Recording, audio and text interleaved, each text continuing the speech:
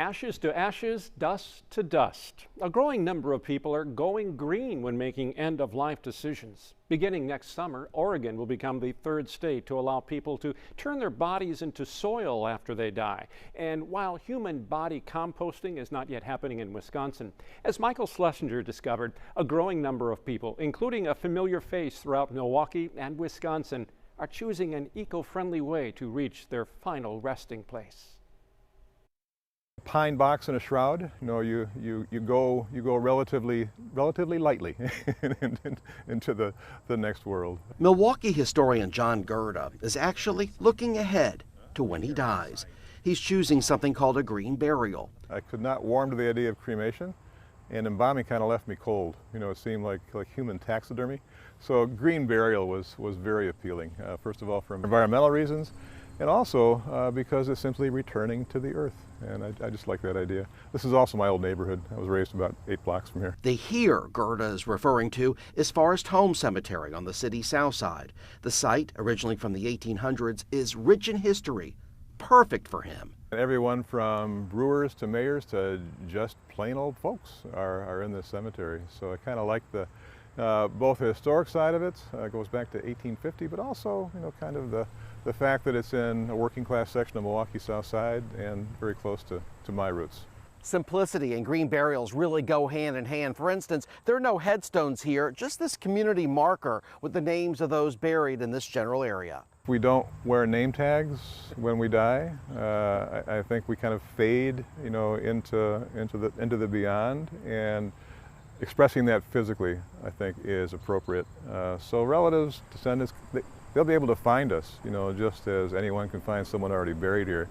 But it's fine, you know, to kind of sort of blend into the earth. Forest Home has been doing green burials for more than a dozen years. There's enough room for 800 kinds of these interments. So far, 300 people have been buried this way at this specific location called Prairie Rest.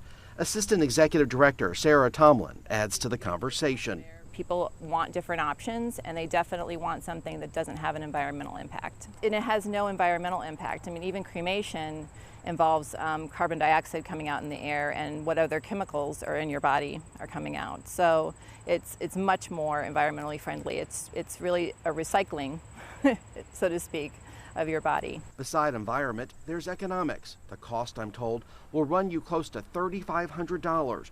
Roughly the same amount as cremation, and in many cases, a third of what a typical funeral would be, or more. You don't have a vault, you don't have the chemicals like embalming, and the casket is biodegradable, or there's a shroud that's used instead of a regular steel casket. Tomlin states the current pandemic is bringing the concept of death and all that goes with it front and center. It is more apparent to people that they are going to die, and to make the choices that they wanted to make so that they're the ones making those choices, they want to pre-plan in advance. Greenwood Cemetery next to Forest Home offers green burials in addition to Prairie Home and Waukesha. In total, 3 in southeast Wisconsin. Tomlin says the most popular way to bury, more than 50% in fact, is cremation because of the price.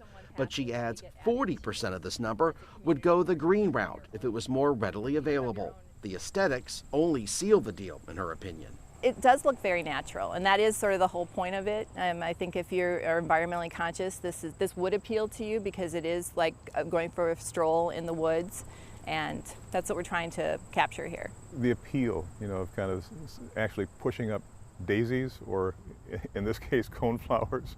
I think that has appeal, and I think that appeal will grow. Right here, okay. Meanwhile, Gerda tells me when the time comes, his wife will have a plot right next to him, a place of rest for an eternity. If our kids or grandkids, or, you know, who knows how far any of us are remembered, if they want to come, there'll be a GPS so they can actually identify where our remains specifically are. But no matter the amount of visitors, this historian believes what really counts is the marker he's making on this world right now, and for future generations. This is something that's going to be a more and more viable alternative as people get more concerned about climate change and impact on the environment. This is a green way to go.